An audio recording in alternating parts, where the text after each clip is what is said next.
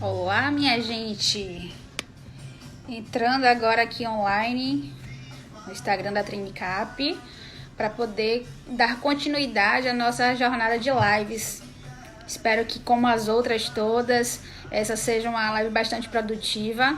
Afinal, o tema de hoje é um tema que tem bastante utilidade, né? Principalmente com a atualização do decreto de pregão eletrônico, né, no final do ano passado. Então, acredito que tenhamos bastante informações para trazer para vocês aqui hoje. Queria iniciar dando boa noite a todos. É um prazer estar aqui mais um dia com vocês. Apesar de a gente vir de uma demanda, né, do dia a dia de muito cansaço, mas quando a gente entra aqui para poder bater um papo com vocês, acaba que melhorando até nosso astral. Então, agradeço a todos vocês que estão todas as noites conosco, né, nos dias das nossas lives.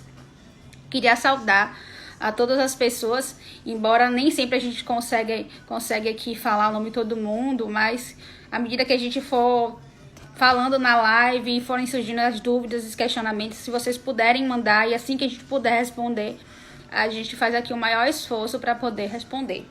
Pois bem, estamos agora nos nossos primeiros minutos. Queria falar para vocês sobre o tema de hoje, que é pregão eletrônico, né?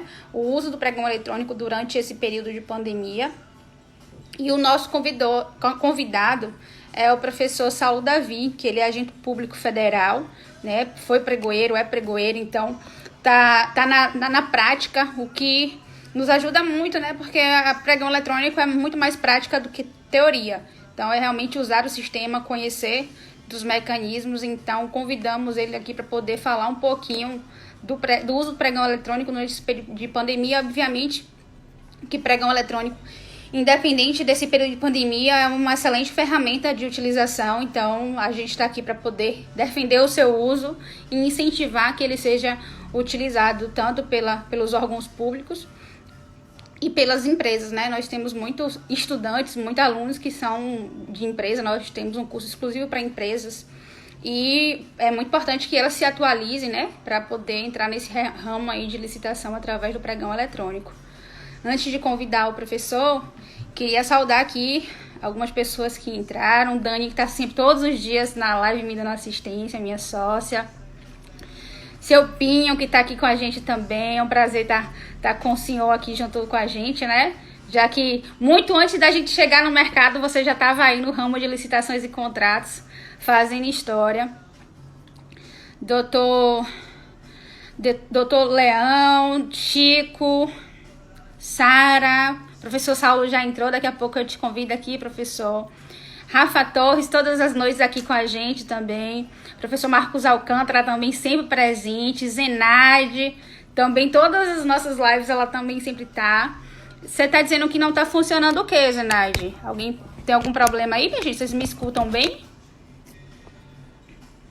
Edson, professor Orlando Gomes, nosso querido também, mestre, professor da gente aqui, já participou das nossas lives. Pessoal, queria avisar vocês que semana que vem tem live com o professor Marcos Alcântara, viu? Ele vai dar o ar da graça aqui com a gente da Bahia, da Trainicap. A Railson aí entrou. Gabriel. Fabiano, meu querido. Meu braço direito aí, tá junto com a gente. Dr. Matheus Taquari, procurador lá do município de Cansanção, sertão da Bahia. Já tive o prazer de assessorar lá o município de Cansanção e conhecer esse colega maravilhoso. Meu amigo Ricardo, Dr. Ricardo Lima.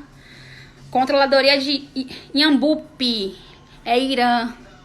Boa noite, Irã, seja bem-vindo. Gabi, Dr. Gabriel Sampaio, deu um show ontem na live, né, com o Dr. Ícaro, pela Escola Superior de Advocacia aqui da Bahia, falando sobre as compras públicas da CESAB. Foi maravilhosa a sua live, Gabi.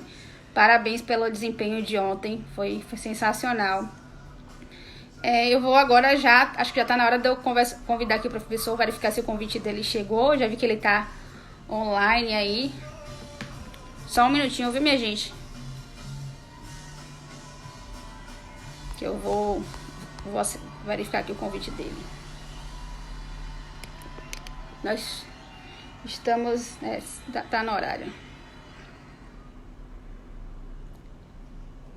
Não.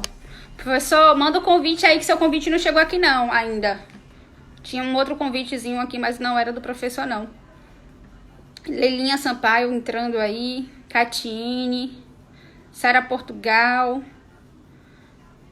Uma galera se conectando.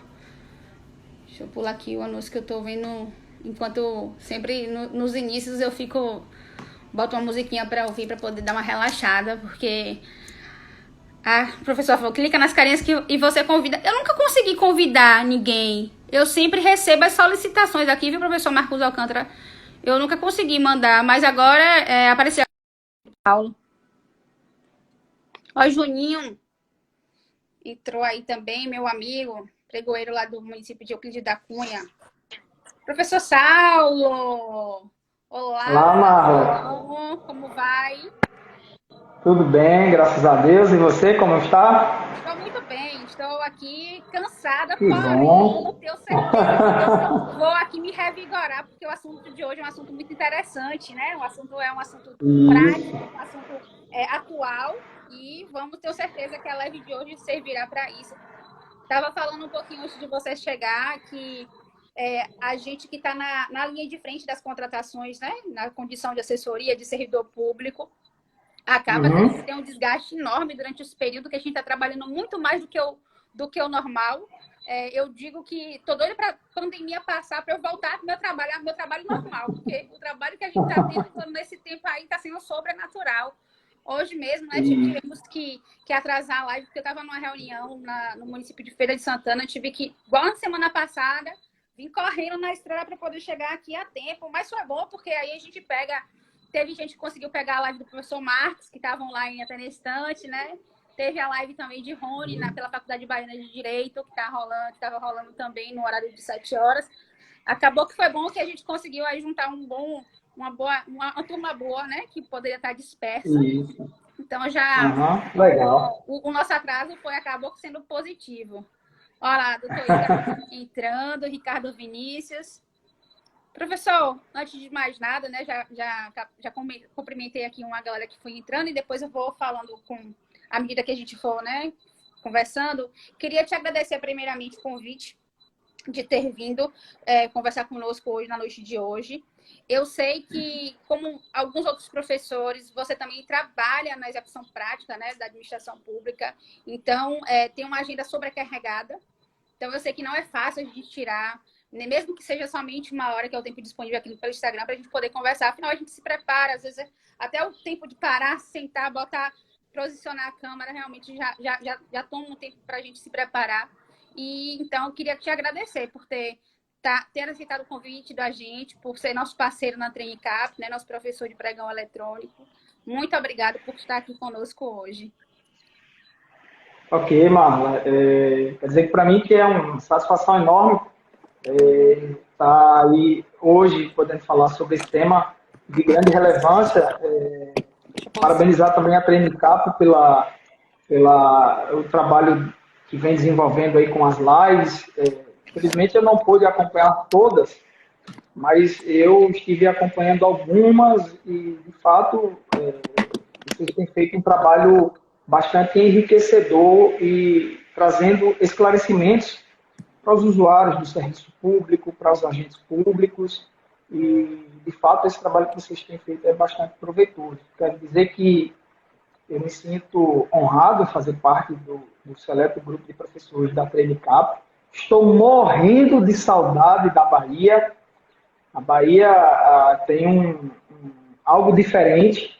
Às vezes eu falo com a Daniela, ela diz que é a baianidade. É verdade. Mas, de fato, eu estou com saudade de todas as turmas, evidentemente.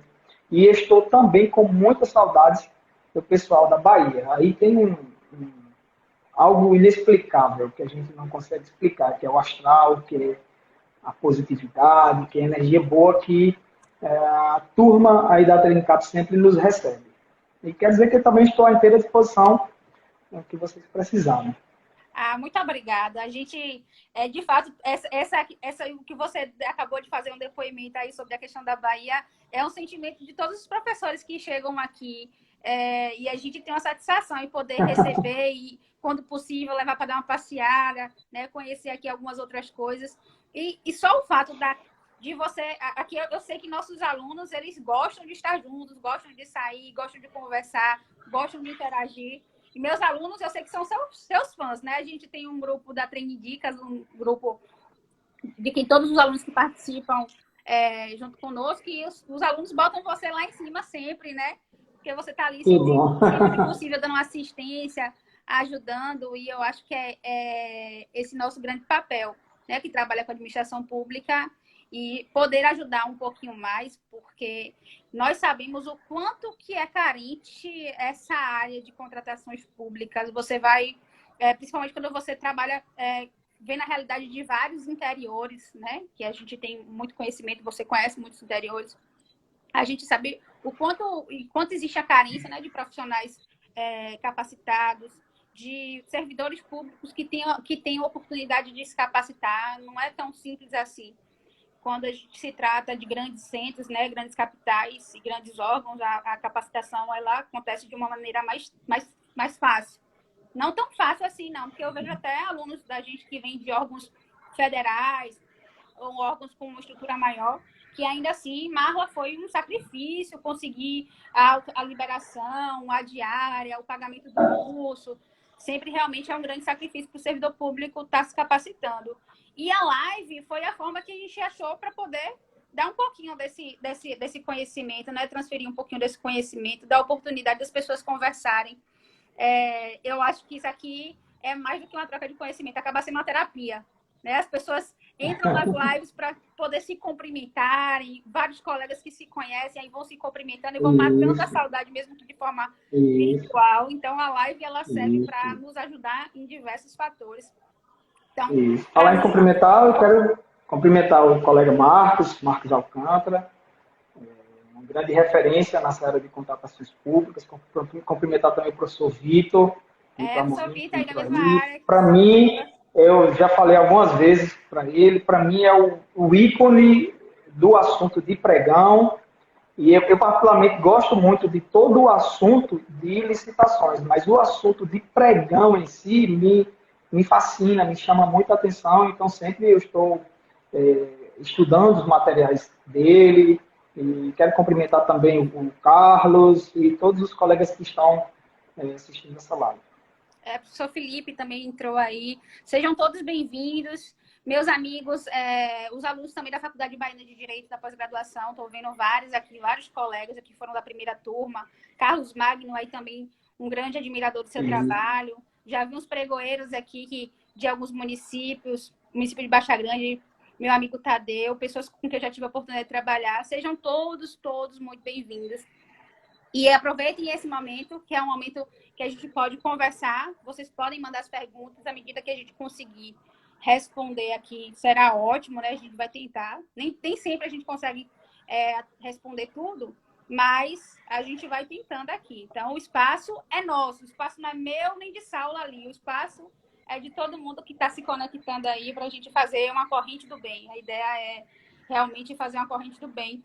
Agora, você falou aqui da minha Bahia, também tenho que falar da sua Petrolina, viu? Porque ou cidade boa é a tal da Petrópolis. Mas, quando eu tenho algum trabalho para ir pro lado daí, eu falo, eu vou sem nem reclamar. Petrolina, vamos, a gente vai.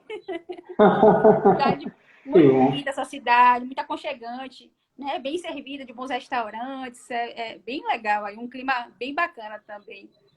Isso, verdade. Pessoal, vamos então entrar aqui no assunto da nossa live. Como eu falei inicialmente, depois eu até vi nas lives agora, porque a minha última que eu fiz, acho que foi quarta passada, vi que agora as pessoas estão botando o tema e tem um negocinho para fixar o tema, para as pessoas que estão entrando depois saber qual é o tema. Daqui a pouco eu vou mexer aqui, quando o professor estiver falando, eu vou mexer aqui para poder verificar, porque eu estou aprendendo nessa parte digital, eu não tenho muita expertise, não. Então, vamos começar, né? Falar sobre o tema da nossa live, que é o pregão eletrônico nos tempos de pandemia. Obviamente, vamos estender a importância do pregão eletrônico, né? Porque é um instrumento de bastante eficiência e celeridade, Então, aproveitar esse período de pandemia, que às vezes, que ele possa ser um dos melhores instrumentos, né, para as contratações que precisam ser feitas, não falo não tão relacionado ao Covid, mas todas as outras contratações municipais que precisam ser continuadas.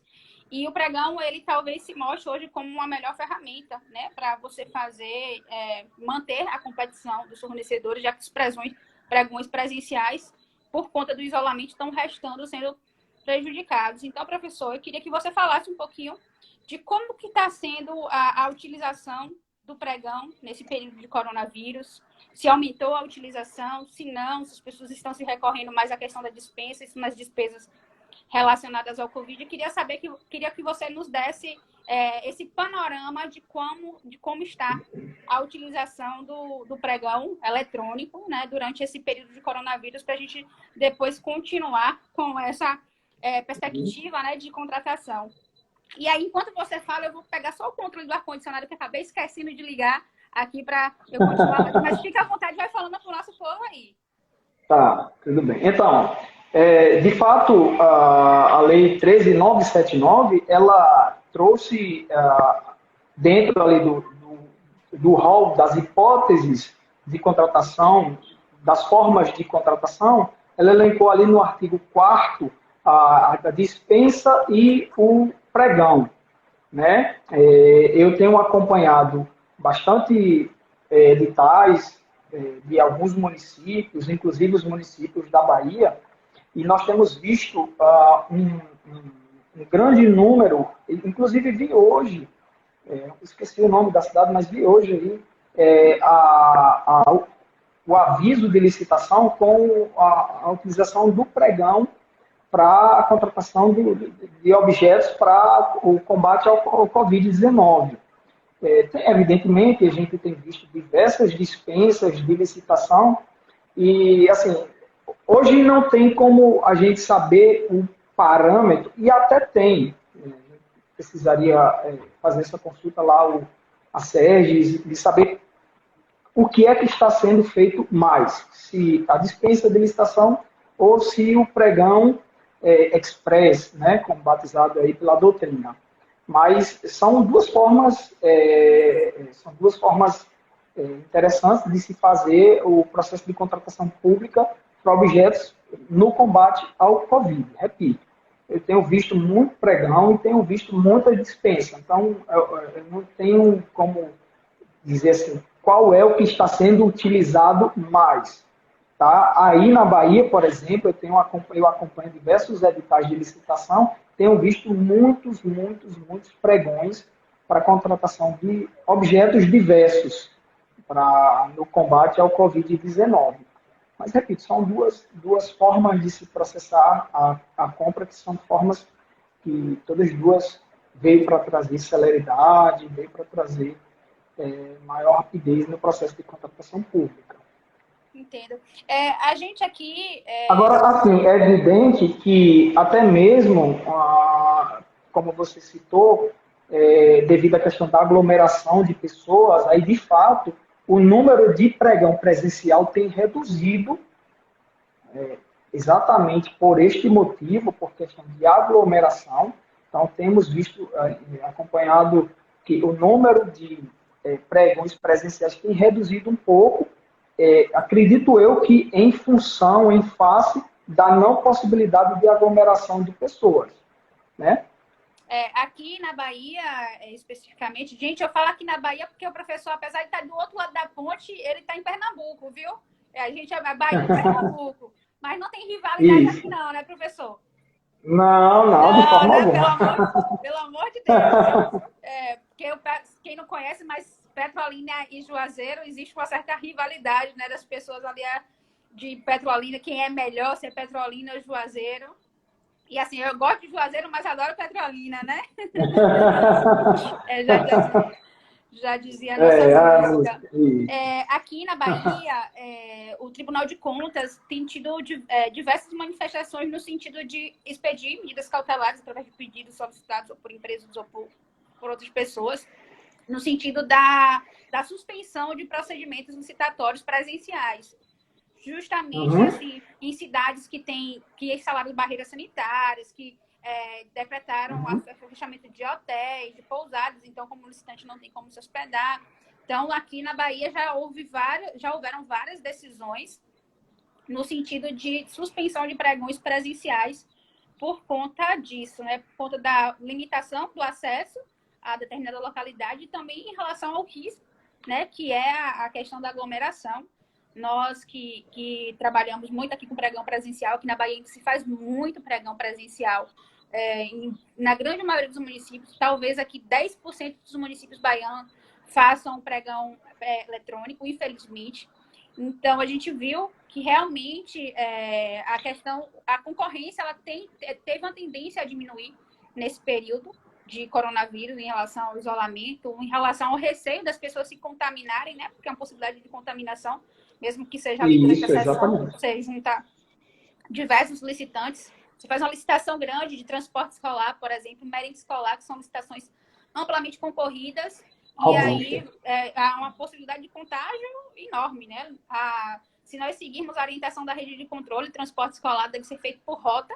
Você pega municípios aí que tem 100, 200 rotas, e aí você botar esse pessoal todo numa sala, ou alguém deu até uma ideia, faz uma licitação numa praça, faz no ar livre. Já houve vários tipos de sugestões aqui de como fazer as licitações presenciais, mas de fato nós trazemos aqui e queremos incentivar, aproveitar esse período, né, de coronavírus. Teve uma necessidade de ter um fato ruim para as pessoas talvez fazerem uso de um excelente instrumento que é o pregão eletrônico.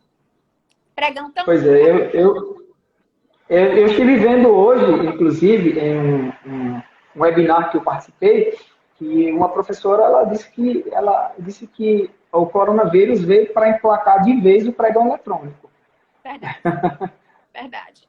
Eu expedi recomendação para todos os meus prefeitos, tentando corroborar no sentido da necessidade de utilização do pregão eletrônico. Tenho certeza que os órgãos de controles vão ficar bem felizes com isso. E aí eu vou saudar nosso professor Antônio Argolo, da CGU, que vem aí, né, nessa perspectiva de estar sempre querendo que os municípios se atualizem, né, implementem boas práticas.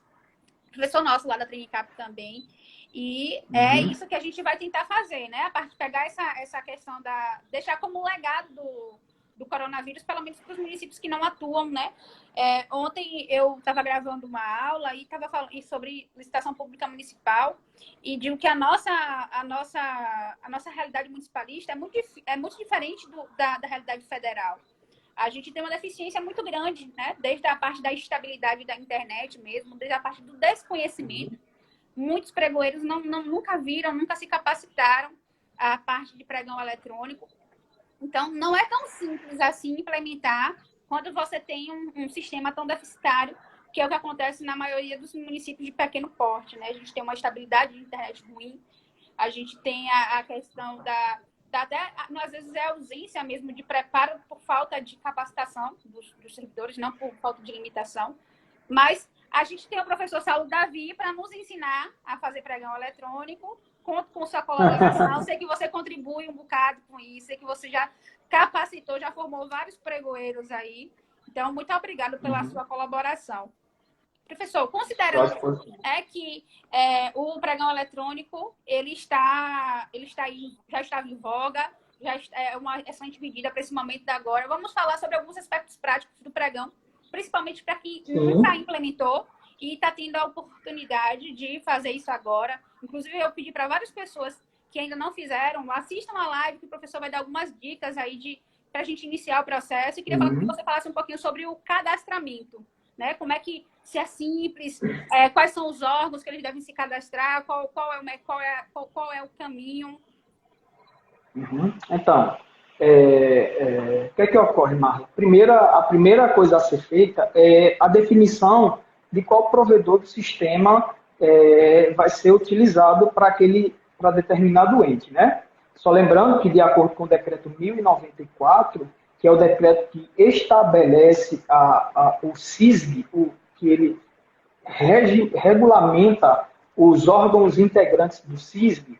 Que órgãos são esses? Órgãos da administração federal, autárquica, administração direta, autárquica e fundacional. Para estes órgãos regidos pelo CISB, esses não têm outra possibilidade a não ser a de utilizar o sistema Comprasnet. Tá? No entanto, como a grande maioria dos telespectadores, do pessoal que está participando da live, que já acompanha o processo da TNCAP, eles são dos municípios, o próprio decreto, o decreto 5450, o antigo decreto 5450 já falava, e o decreto 10024 veio mais uma vez mencionar que compete à autoridade competente a escolha do provedor do sistema. Tá? Então, a primeira coisa a ser feita é conhecer os sistemas, as funcionalidades, para depois escolher. Ok? Evidentemente que são nuances diferentes, são operacionalizações diferentes de sistema em alguns aspectos. No entanto, uma vez que o município escolheu qual que o sistema vai utilizar, por exemplo, no sistema do Comprasnet, hoje já está bem fácil esse cadastramento. É um procedimento que é feito todo online, tá? Inclusive, eu sempre disponibilizo lá o link para os meus alunos, aí nos treinamentos da TraineCap, onde a gente disponibiliza passo a passo, onde a gente já disponibiliza links que, ao clicar em cima, já vai para a página para formalizar o termo de adesão. Então, hoje o procedimento está bem mais simples do que era antes. Antes era um pouco complicado e tal, mas aí a SEGES veio trazer essa facilidade. Então, o procedimento para o cadastramento de um órgão público no Comprasnet, hoje ele se dá completamente online, tá? Através do próprio sistema, entra lá e faz os preenchimentos, envia os formulários no próprio sistema para o pessoal da SEGES, e aí depois você indica lá o e-mail da autoridade competente, eles já enviam a senha a senha e a UASB para os órgãos. Tá? Professor, Esse procedimento... Você sabe precisar quanto é que em tempo, em média, está durando já nesse período agora de pandemia? Não sei se você acompanhou algum cadastramento, o tempo de cadastramento no Comprasnet, porque antes demorava bastante, né? Eu me recordo Demorava, que teve várias isso. queixas nesse sentido, que tinham demorado para solicitar o acesso. Olha só, Marla, o que foi que a SEGES fez? A SEGES é a Secretaria de Gestão, né? O que foi que ela fez? Ela, ao sair o decreto 10024, ela disse o seguinte, olha, pessoal, está aqui o sistema, nós estamos disponibilizando os sistemas para os municípios. Caso vocês queiram utilizar, está aqui, é um sistema gratuito, é um sistema que conversa com diversos outros sistemas do governo federal, e caso vocês queiram utilizar, o sistema está aqui disponível para vocês. E aí, com isso, desburocratizou muita coisa mesmo. Então, hoje o procedimento é muito rápido, é muito simples. Eu acredito que hoje ele não dura em torno de 15 a 20 dias para que o cadastramento esteja pronto. Tá? Só lembrando que é um sistema que não cobra nada, é um cadastro que ele não vai cobrar nada, nem do fornecedor e nem do governo. Tudo bem? E aí, quando a gente vai agora para o sistema do Banco do Brasil. O sistema do Banco do Brasil, você faz um termo de cooperação, uma espécie de convênio com o banco, tá? E aí é elaborado um instrumento contratual, e aí você tem as senhas de acesso para utilizar a plataforma do Banco do Brasil, em que pese seja do Banco do Brasil, um banco público, mas a plataforma é uma plataforma que é pago.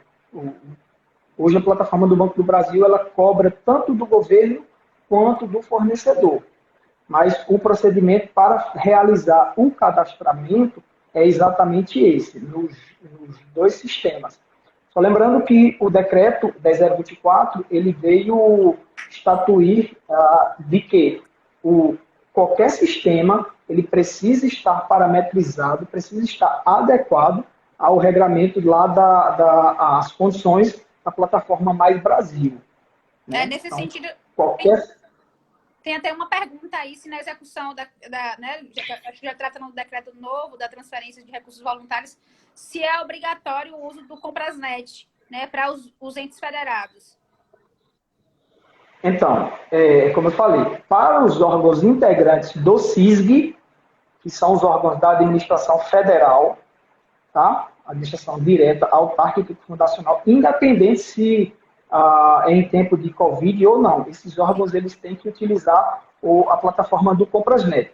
Mas para os demais órgãos que a gente chama não SISG, órgãos da administração estadual, órgãos da administração municipal, estatais, não há a necessidade ou a obrigatoriedade, na verdade, de utilização da plataforma Comprasnet, mesmo que receba recursos oriundos de transferência voluntária. Pode ser o Banco do Brasil, como pode ser um outro sistema disponível no mercado. Evidentemente que se qualquer sistema, qualquer plataforma, ela precisa estar integrada lá à plataforma Mais Brasil.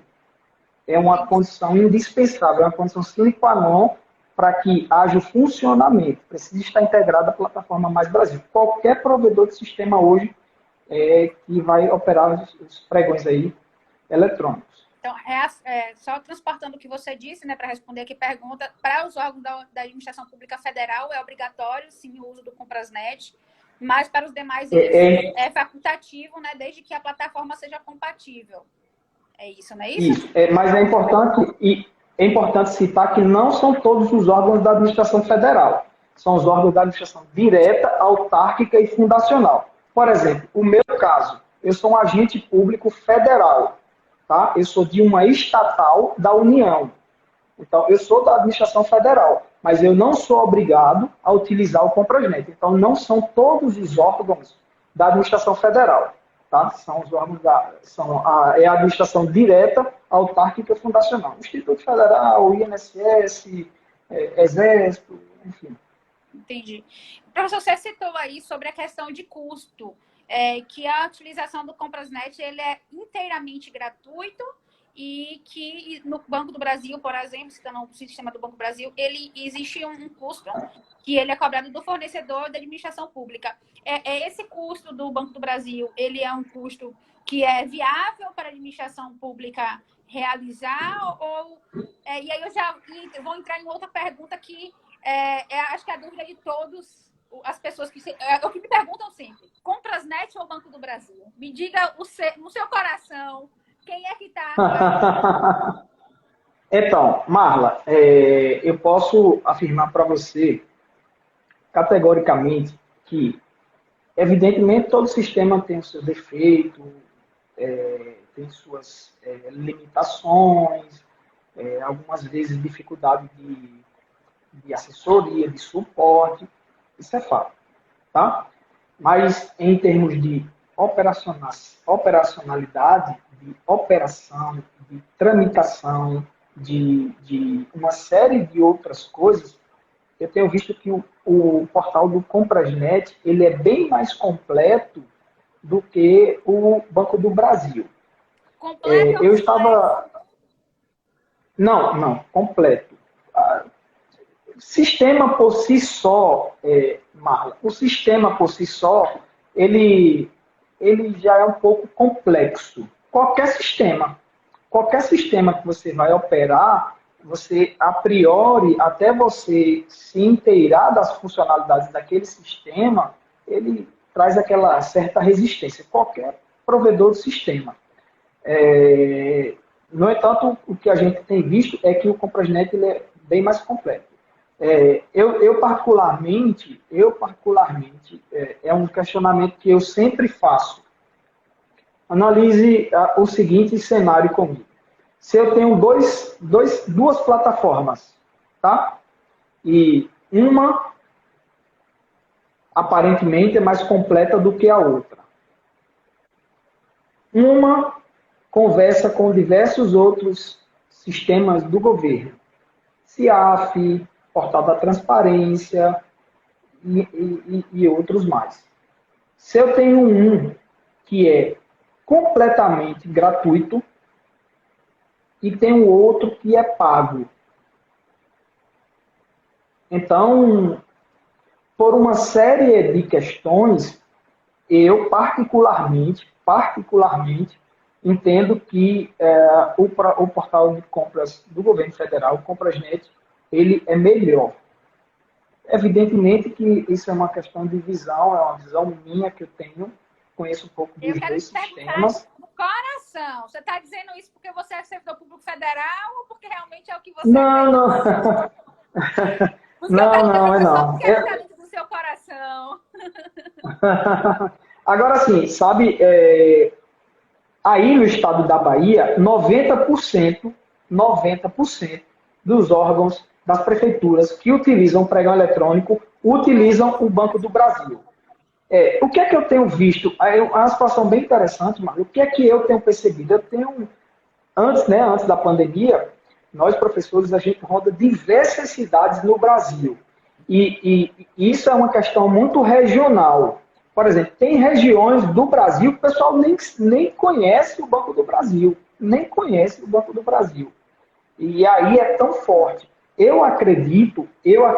Não sei, mas eu acredito que é em função desse ser o sistema que o Estado da Bahia, o governo do Estado da Bahia utiliza. Daí Entendi. tem-se essa Seria. máxima de que se o governo do Estado da Bahia está utilizando, então as prefeituras todas daquele Estado utilizarão. Eu acredito que isso tem alguma pertinência. No entanto, não há nenhuma óbice de os municípios utilizarem qualquer outro sistema. Nós temos diversos sistemas, diversas plataformas disponíveis no mercado. Juninho, aí, o pregoeiro de Euclides da Cunha, pergunta o seguinte: se ele pode utilizar das duas plataformas, né, o Campasnet e o Banco do Pode, Brasil, pode, até se pode, familiarizar com uma e definir qual a melhor que ele trabalha.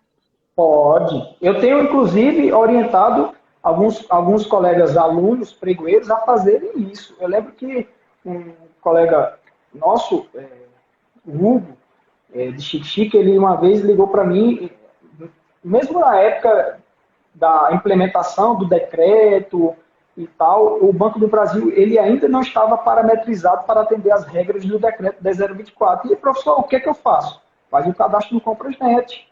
Porque você imagina aí, como eu falei para você, sistema, por vezes, o sistema não é perfeito. Por vezes, dá bug no sistema, tem problema de suporte técnico. Então, se você tem um processo que é rápido, se você tem um processo que é rápido e um sistema está dando bug, está sem conseguir acessar, está apresentando instabilidade, vai para outro sistema.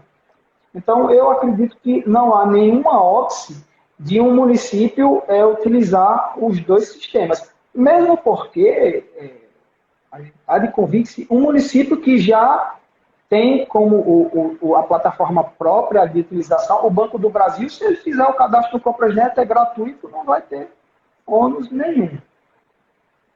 Entendi. Entendeu? Agora sim, eu vi uma vez, acho que foi um promotor, ele determinou a utilização do portal do Comprasnet, tá? Para as prefeituras. E eu achei uma situação bastante complicada porque o próprio decreto ele não obriga. Ele diz que compete à autoridade competente indicar o provedor de sistema. Afora os órgãos regulamentados pelos órgãos integrantes do CISC, que eu já falei, mas os demais não. É completamente ao critério da autoridade competente indicar o provedor de sistema. Se é Comprasnet, se é Banco do Brasil, se é Licitanet, se é BLL, enfim, tem diversas plataformas. O que precisa qualquer plataforma está interligada à plataforma Mais Brasil, atendendo os preceitos do decreto 10.024. Nesse sentido, professor, eu queria falar sobre algumas perguntas ou alguns comentários que as pessoas fizeram aqui. E eu queria dizer o seguinte: teve um. Tadeu, a arquitetura de Baixa Grande, falou aqui que talvez a dificuldade de implementar. Muita gente que eu estou sentindo os comentários são de municípios que ainda não devem ter implementado o pregão eletrônico. Então, o sentimento, normalmente, quando a gente não tem ainda, tratar as dificuldades até a gente conseguir achar, né, os benefícios. ele fala aqui que possa ser, seja difícil você licitar com pregão eletrônico, que normalmente tem a participação de empresas de outros estados, de outros locais, a questão da logística de entrega para os municípios de pequeno porte, que normalmente quando uma empresa de longe ganha, né, para quem trabalha em município distante, sabe que a entrega ela pode ser mais demorada. Então ele fala, talvez um dos óbices seja essa questão do almoxarifado, de manter estoque até que uma empresa de um outro estado ganhe e possa entregar.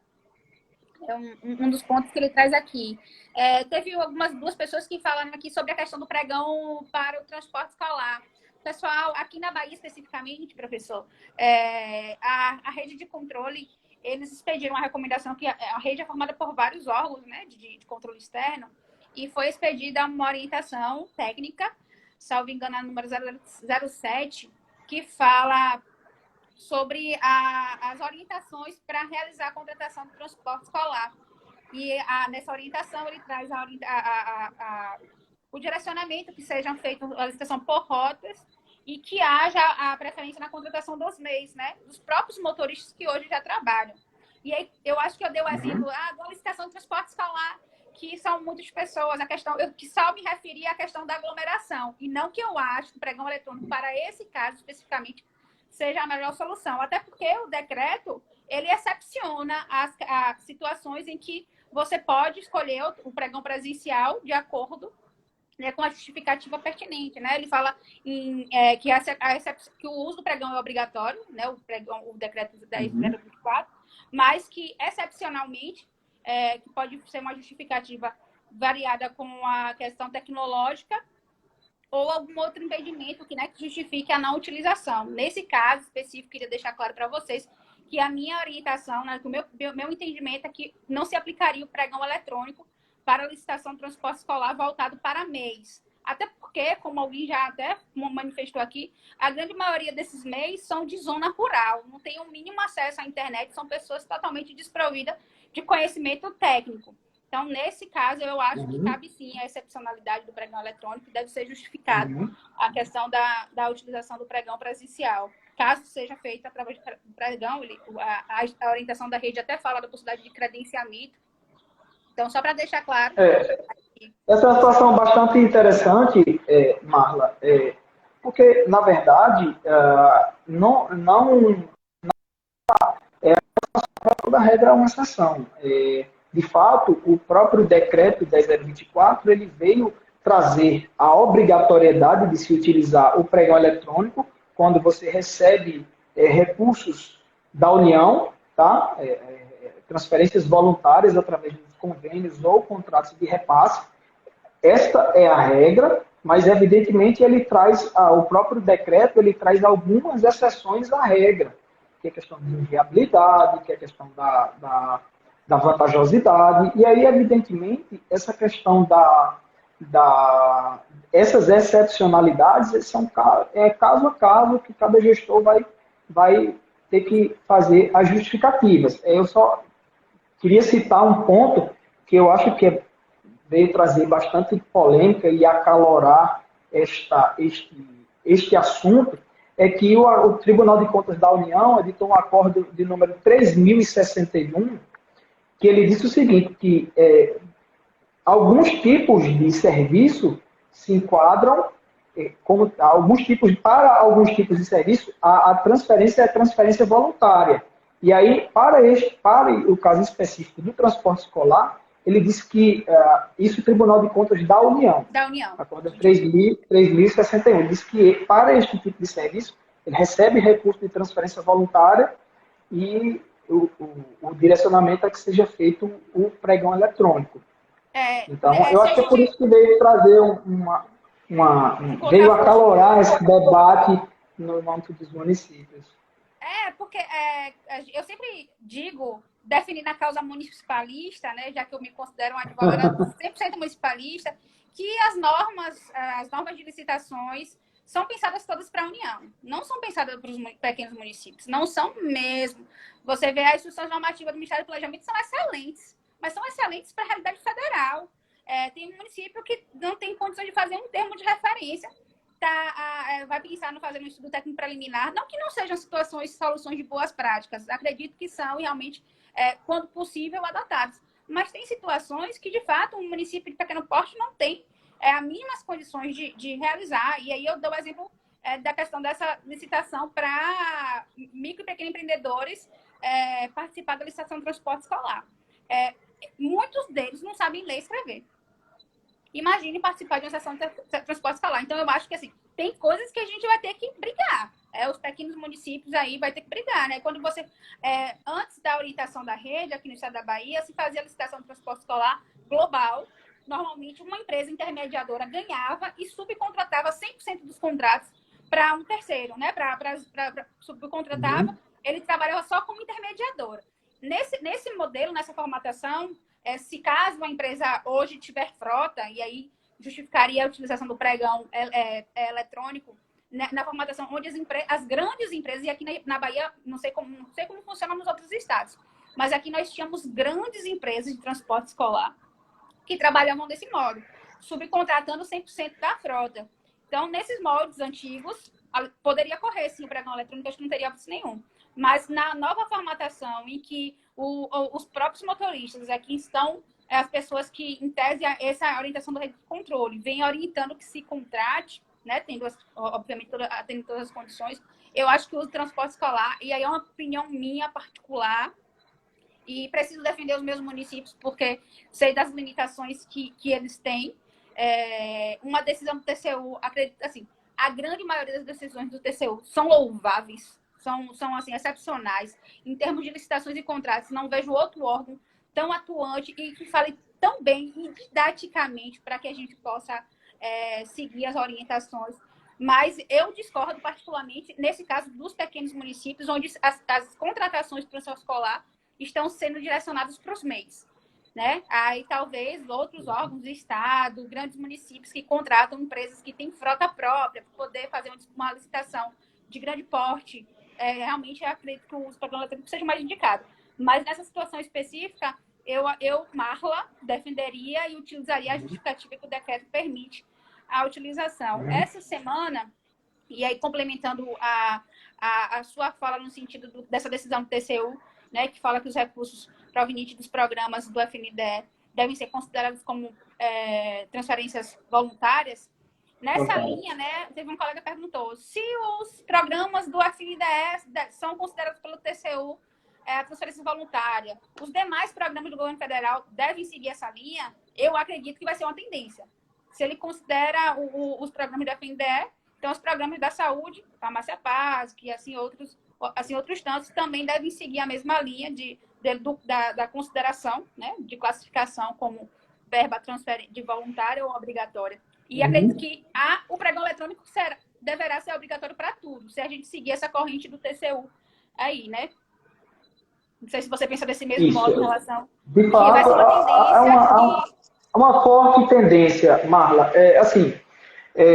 Em que pese eu comungo do mesmo entendimento que você no tocante à dificuldade dos municípios, sabido todas essas coisas, todas essas questões, mas a gente sabe que tem outras argumentações que elas, às vezes, elas não são tão acatadas.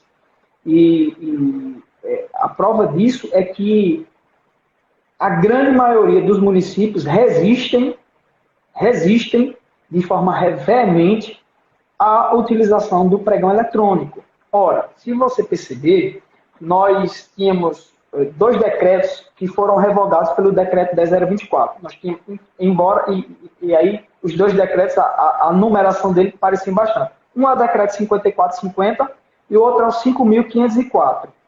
Todos os dois de 2005. Nesse decreto 5.504, ele já dava um norte, já dava uma orientação, já dava meio que um encaminhamento. Ora, recebeu recursos da União, a preferência é você fazer o pregão eletrônico. Se você não fizer, você justifica.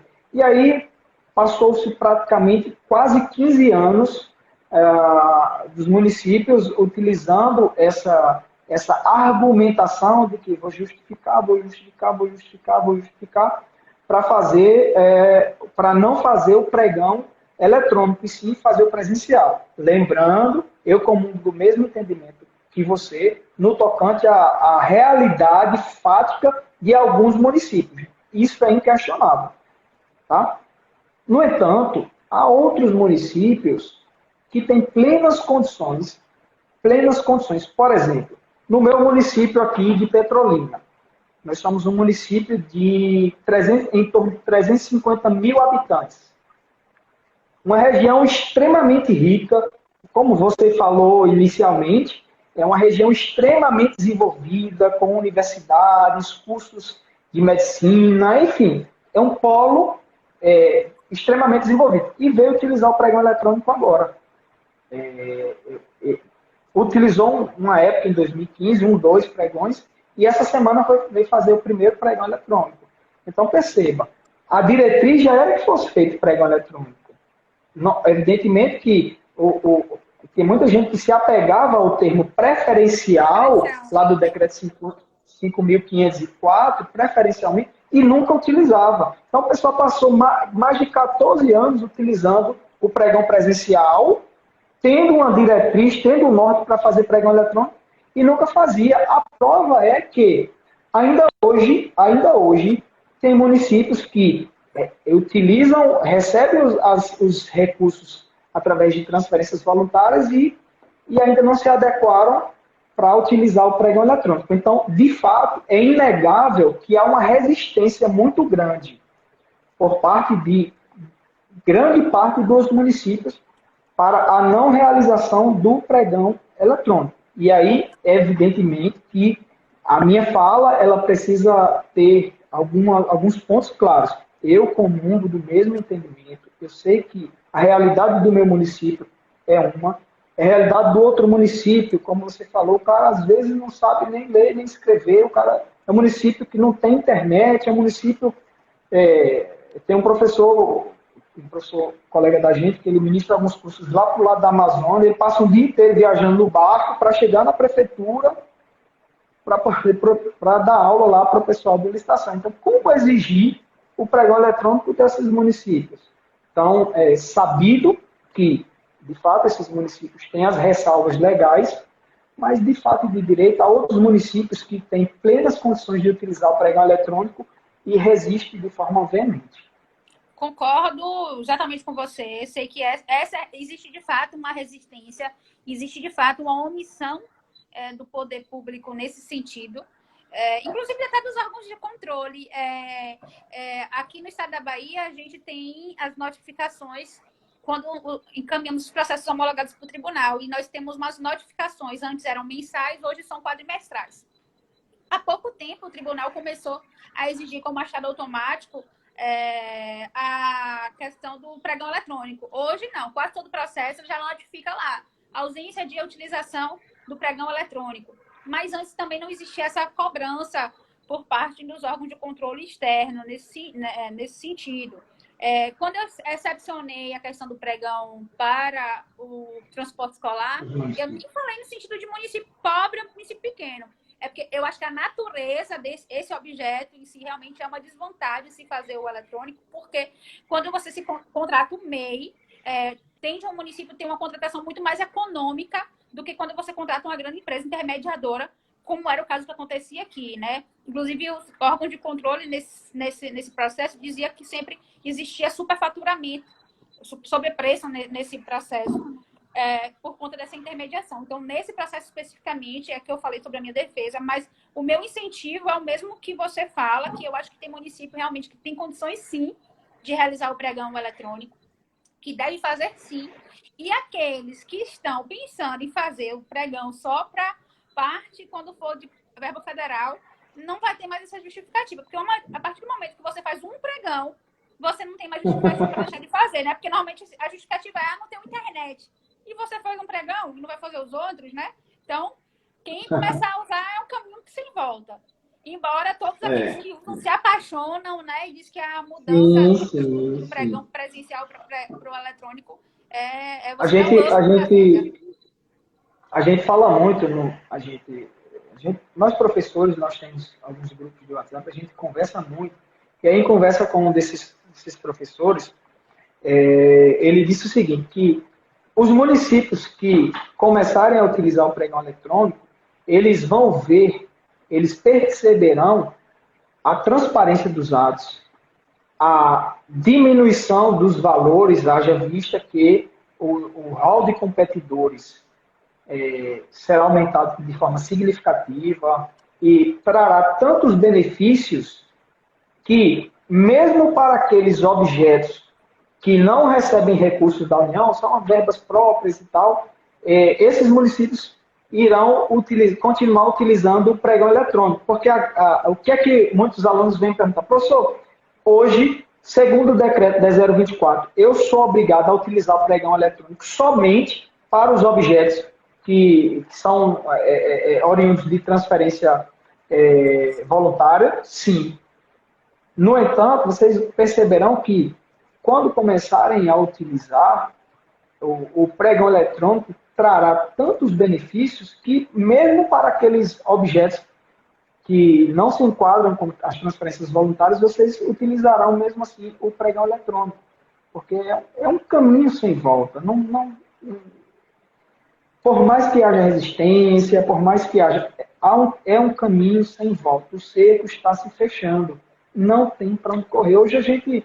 É a tecnologia, Marla. A gente está com fome, a gente entra lá no aplicativo, pede uma comida, a gente está sem carro, chama um carro. Enfim, é um caminho sem volta. É um caminho sem volta. Não há... O que há de se fazer é se adequar. Não existe E para isso que está aí a Trendcap, né? Pois é, por isso para que capacitar o professor toda Saulo vir para nos ensinar sobre pregão eletrônico.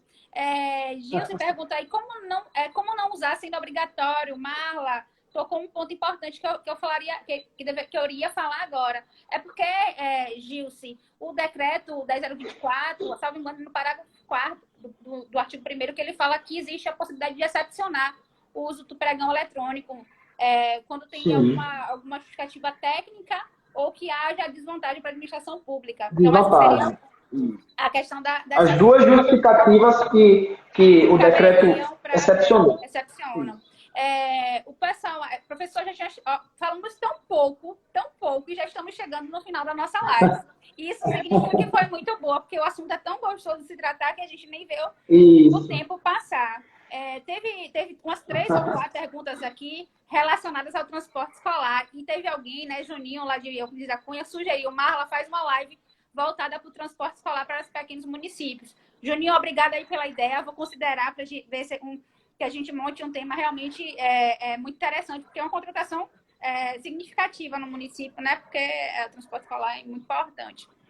Mas, professor, nesses 2 últimos minutos finais, já estamos, são 20h58, eu queria te perguntar o que você entende como de legado positivo, né? Que é a questão da pandemia ou a lei do Covid trouxe para a gente, em ponto de vista de pregão eletrônico. O que você acha que a gente poderia incorporar e poderia começar a fazer diferente, ou que a gente poderia aproveitar, né, esse vácuo e seguir?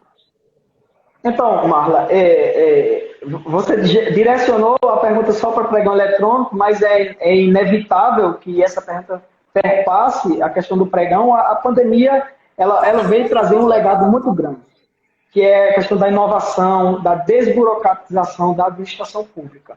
Esse eu acho que é o grande legado que a gente vai ficar depois que essa pandemia passar. Desburocratização e transparência dos atos, eu acho que esse é o legado que ficará. Que bom. Para a gente finalizar, queria mais te agradecer, né? Como fiz no início, mas quero fazer agora no final, professor. É sempre muito... É uma situação feliz de encontrar, um momento sempre feliz de te encontrar para a gente poder falar de uma forma tão leve de pregão eletrônico. Falar com você com pregão eletrônico é falar leve. E queria te agradecer por isso e saudar algumas pessoas que entraram já lá no meio do final da live. Hugo, que você citou aí de Chique, acho que agora ele está em Monte Santo, entrou aí no final, saudou para você. Emerson também. minha amiga Rita, lá de Alagoas, controladora do município de Penedos, professor Tiago Zagato, entrou aqui também, professor Cláudio Sarian, grande exponencial aí na parte de obras públicas. E o professor Cláudio Sarian é um grande exponencial. Todos vocês que estão participando, Gilson, muito obrigado. Na quinta-feira nós estaremos de volta com o tema de contratações na parte do terceiro setor, na parte da saúde. Então, muito obrigado a todos vocês que estão aqui conosco nas nossas lives. Professor, um grande abraço, que Deus te abençoe.